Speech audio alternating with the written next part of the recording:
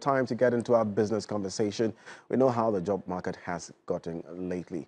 Amidst the influx of social media, AI, different technology tools, what do you need to stay competitive in the job market? And one of our favorite people is here to tell us how we need to get ahead. One of my favorite people indeed, Jeremiah Boabing. He's a corporate trainer, CEO for Group Boabing. He's a motivational speaker, he's a strategist, and a lot more. Senior man.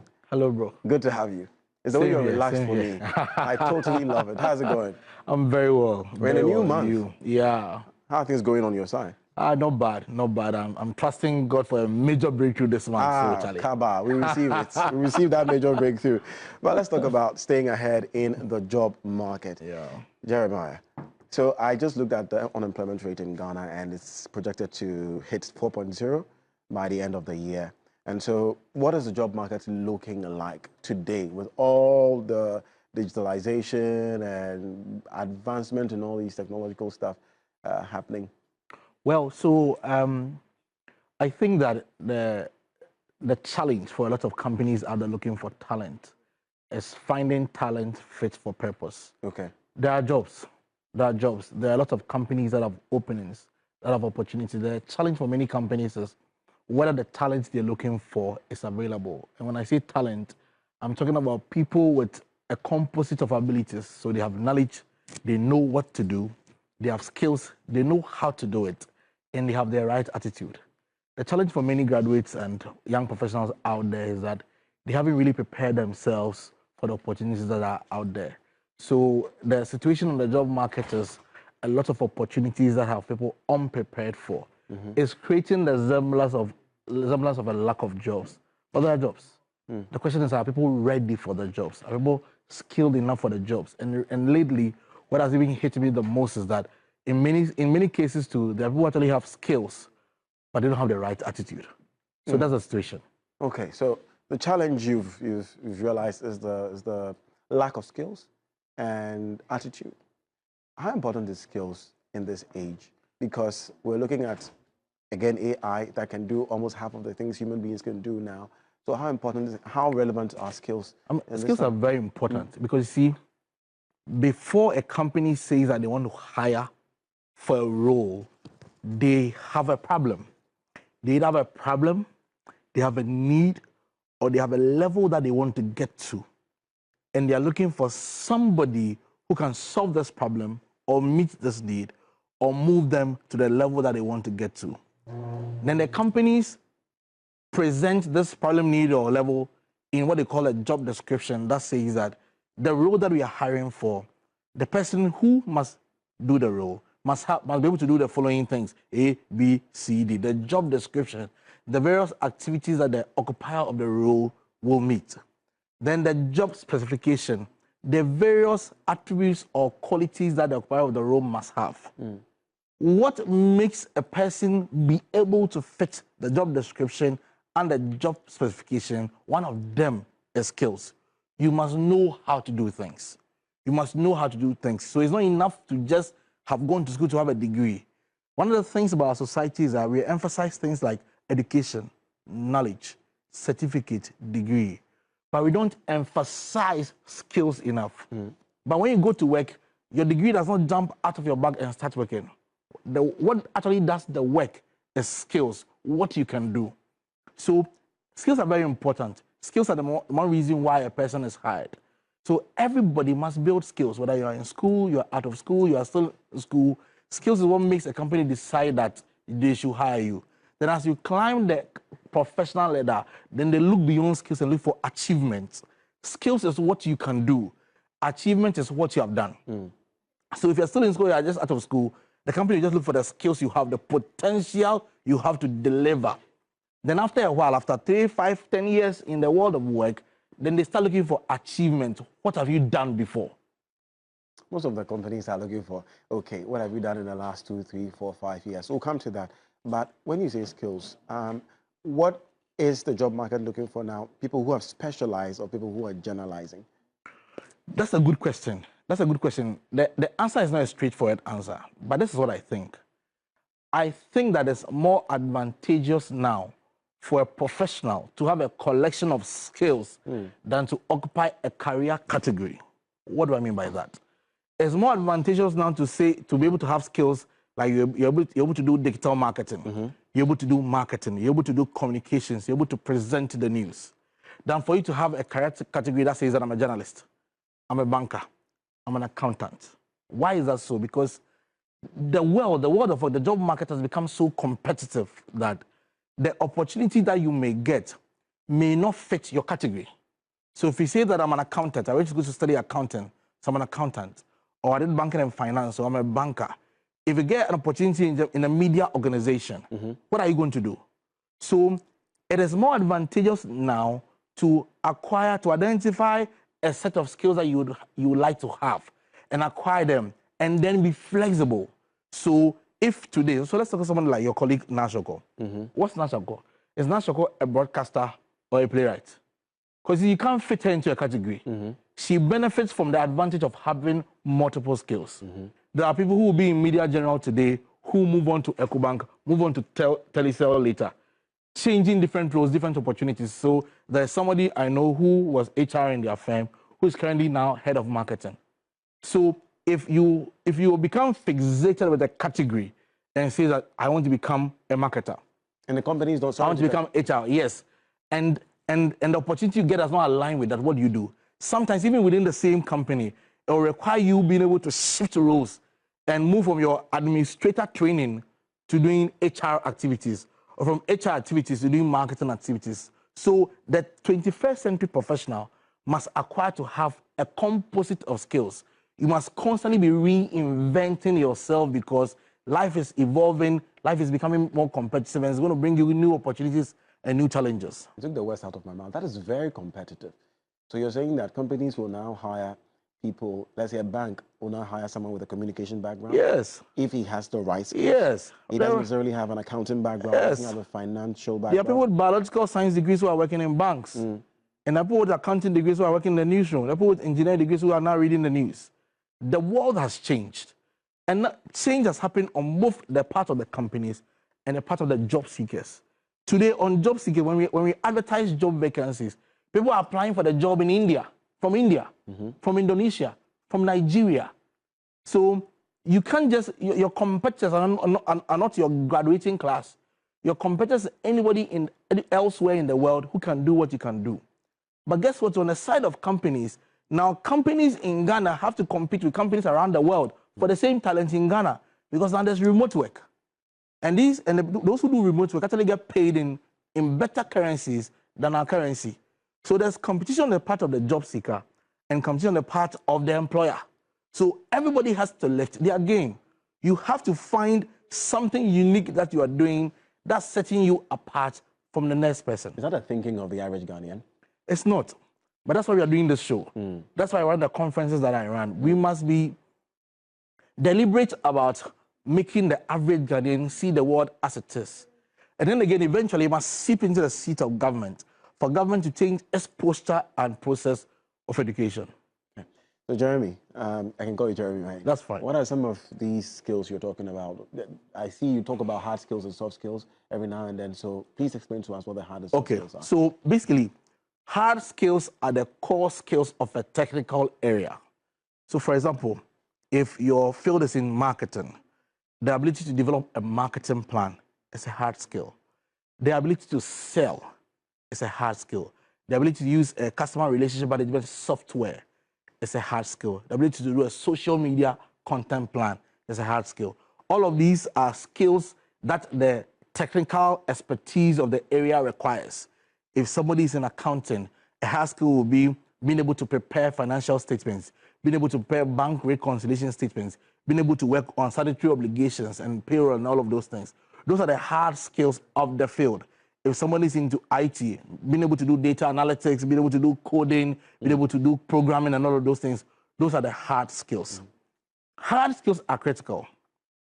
Everybody who is in any field of endeavor, if you're in school, if you're just out of school, if you're a young professional, you must identify at least the 7 to 10 core skills that your field requires. If you're into broadcast production is a nice thing. Sometimes somebody has a diploma, a degree in broadcast production. but does not really know what the core skills of broadcast production entails. You must research, investigate, and find out this field that I'm in. What are the core skills? What are the key skills that a person who operates in this field must have? So just hold on there for me. Okay. So in terms of what we do here and what I do here, the core skills of broadcast production, would you suggest would be maybe knowing how to man the camera? Exactly. Knowing how to edit? Yes. And these will be hard skills? Yes, these are hard skills. They're hard skills for those who work in the space. But that is not the only thing that's required to succeed. As a matter of fact, the weakness or absence of soft skills leads to more failure at work than even hard skills. And what do I mean by that? Because we see, soft skills refers to issues regarding your mindset, your attitude, and how you deal with people. There are things that people lack. For example, what I'll call philosophical misalignment. So you get employed by an employer. The employer has a certain way of doing things. He has a certain standard with which he requires his work to be done. He has a certain style and approach that must be used. But you hire a person today, and the person says, me, I don't work like that. This is not how I do my things. I don't know how drink crafts are. And they struggle to align with the philosophy and mindset of the employer. So they get kicked out. In my history as an employer, I have fired more people from philosophical alignment than for even absence of skills. If you align with my thinking and with my standards, it's easy for me to train you to acquire the skill. But very often you hire a person, your skill level is at this level, theirs is at this level. You are trying to get them to raise theirs to come to your level, but they expect you to drop yours to come to their level. So philosophical alignment. Then the second thing I think probably is the biggest issue with the Ghanaian professional is inability to take feedback. It's a skill. It's a skill. The average Ghanaian is anti-feedback. Don't correct me. Don't teach me. And they don't say that, but their body language and the reaction when they do things wrong and you correct them shows that they don't want to be corrected. And very often you find a lot of young people, and they can be cooks, they can be editors, they can be writers, they can be operations people, they can be marketing people. But when you give them feedback that this is what you are doing and it's not good enough, you need to improve, they are upset. So learning how to take feedback is a soft skill. Interesting. It's a skill of mindset and attitude. You have to learn how to take feedback. Then the third one I'll talk about is flexibility or adaptability. So I hired a young man a few months ago that I'm very proud of. He's flexible. He says, JB, as for me, I'm willing to do everything. I run a couple of businesses. I said, look, I don't mind which business is doing what. If I am available, I'll do it. That's the kind of employee employers are looking for. Somebody who is flexible, somebody who is adaptable, somebody who is willing to go the extra mile, somebody who does not let his initial terms of engagement restrict his commitment and dedication to the organization. But now many young people, you employ them and say, this is not why you hired me. This is what I was hired for. So the question is, if an organization is evolving and the employer needs to make certain shifts, and you are insisting that what you are being asked to do is not what you were hired to do, then you must be fired. That is authenticity important in all of this conversation, because how do I stay flexible and still remain authentic too? That's a very good question. You know, Godwin, when I was coming up as a thinker, I was crazy about passion. And I believe so much in following your passion, following your zeal and everything. Having spent 10 years as a CEO building multiple businesses, I have come to see that discipline is more important than passion. For instance, if you are working in this organization and camera production, for instance, is your passion, and that's what brought you here. When you come, one of the things that you quickly discover is that in order for you to become useful to media general, you have to know beyond camera production. So passion is what started, but now discipline must kick in. So there's authenticity. By my nature and wiring, I'm a thinker, I'm a communications person. Okay. But if I'm going to run a restaurant, it will need more than communication ability to run a restaurant. So authenticity is the core, but I must build skills. There are things that I know how to do naturally, that I enjoy doing, but I will not go very far if everything I do is limited to those things. There are things I must learn how to do. By nature, I prefer to stand in front of 1,000 people and speak to them in a conference. But before those 1,000 people come and sit down, I must do that which is not my nature. I must mobilize them. I must bring them together. I must put together the production of the event. So I cannot say that this is my authentic self. I like the talking, so I don't like the organizing and mobilizing part. Then nobody come and listen to me talk. Interesting.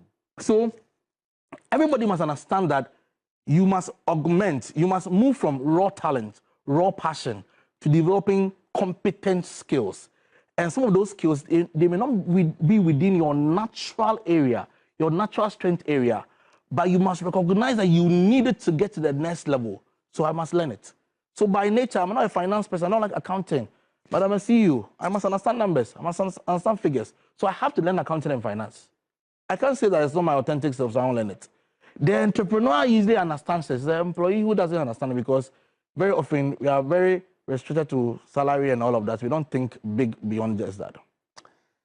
We don't think big beyond just that. We're talking to Jeremiah Boabeng, motivational speaker, corporate strategist, communications person, restaurateur. I can add that too. I enjoy your food so much. So you're going to go to the board and teach us a few things. Okay. But we're also opening the phone lines to you out there, our viewers. If you have any question for Jeremiah, do call us right now and ask him. I'm sure he would answer it. Jeremiah, lifelong learning and upskilling is what we're moving on to next. Yeah. But do you want to share some key things with us? So one of the things that I would like to talk about is the fact that for a lot of young people, the thinking is that schooling ends, learning ends after school. Mm-hmm.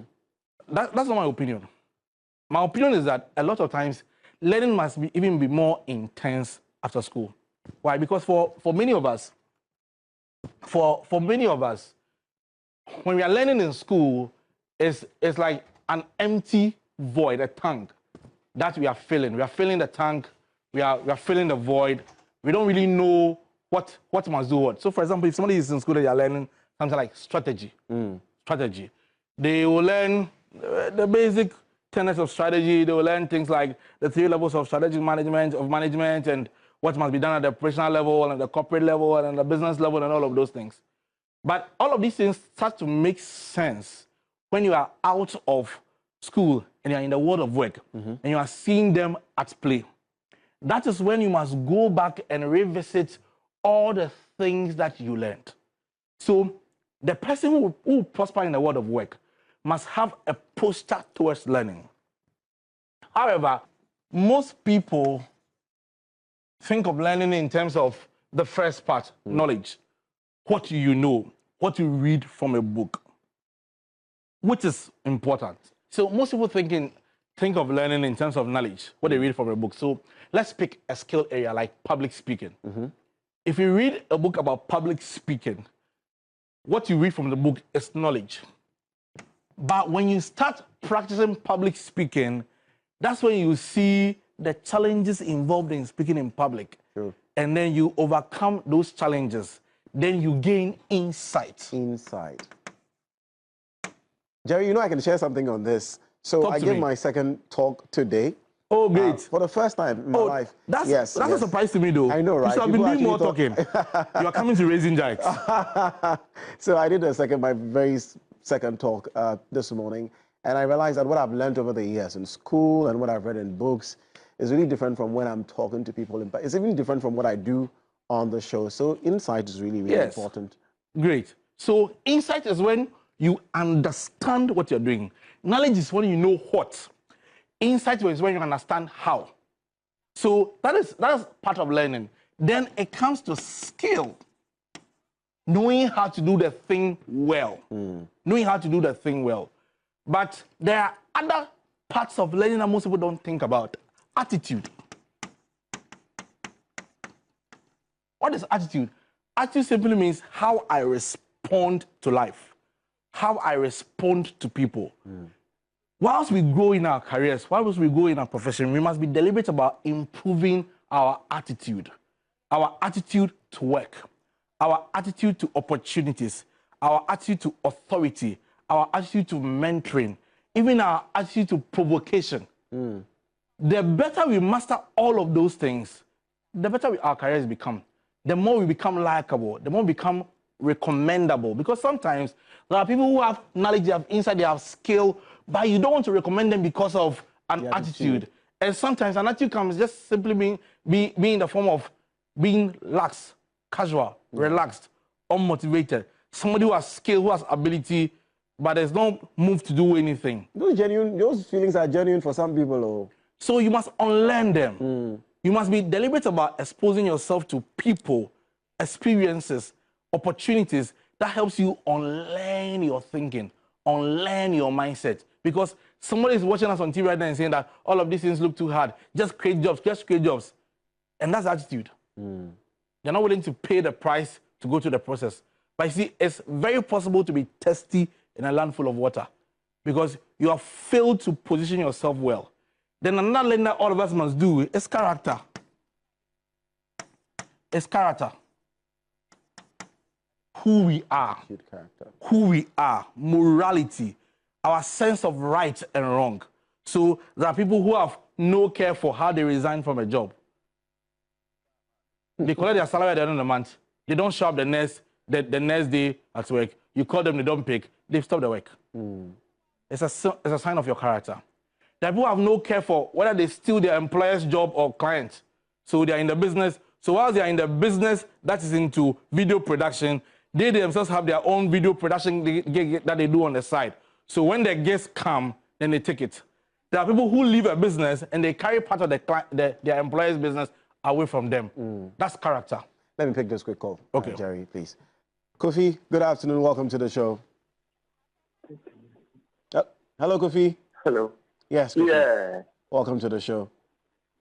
Yeah. Kofi, what's your question? Yeah. My name is Kofi. I'm a teacher currently having degree in French education. Okay. And what I'm following and me myself, my thought, I think that even the salary we are getting is not rich. But I wish I can do something that can fetch me some money or that can let me move from the teaching field to some place that can help me. Okay. So I want to ask my brother, what does he think that I can do to help me, or do I need to see him so that he can direct me more? Because I'm dying of this salary. I cannot do anything. Kofi, this is for you. I cannot even buy a humble of land, I'm telling you. Kofi, stay tuned. He said this is for you, so stay tuned. Thank you for calling. Kofi, so there are two ways to generate income.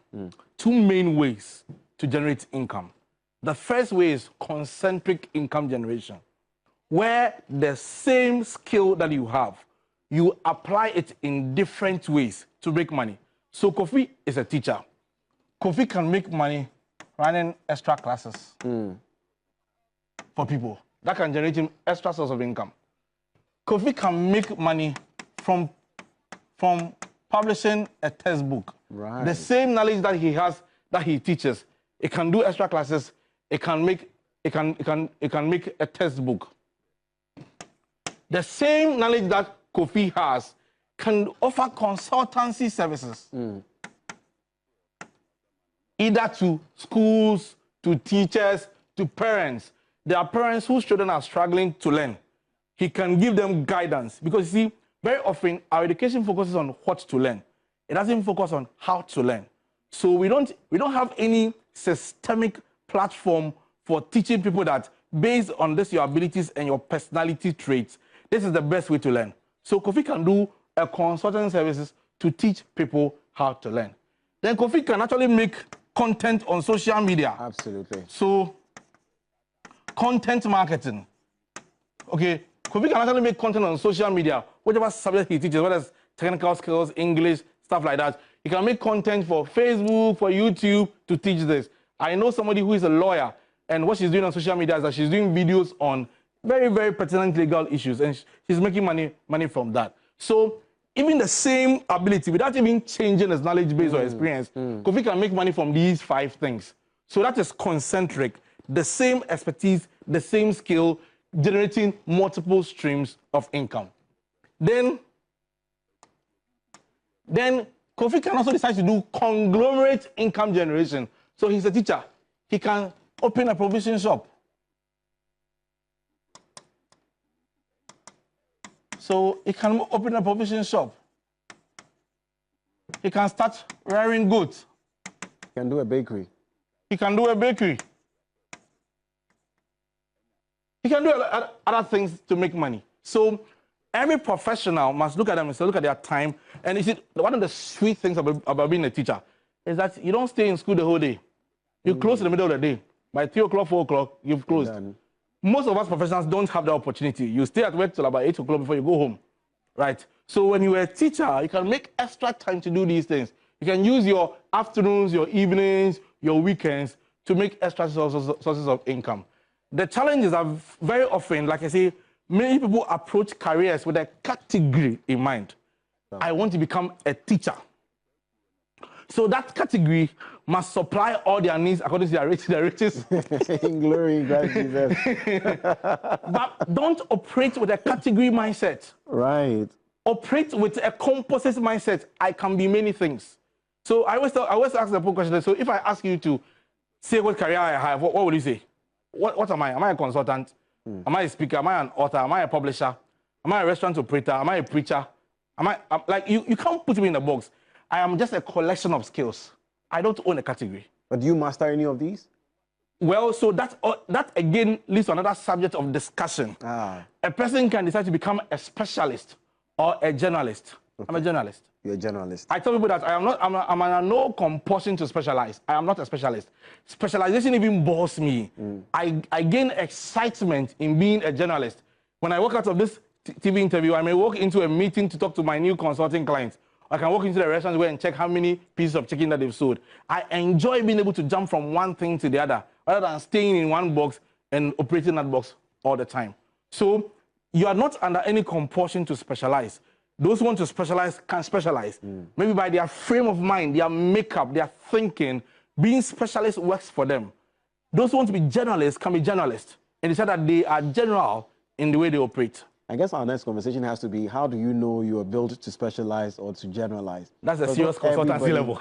Not everybody knows what to do. We should talk about strengths. We should talk about strengths. I think that one of the conversations that we hardly have in this country is strengths. That's why you see, you go to school, somebody is brilliant, that's very well in school. They say, career science. There's no discussion of their strengths.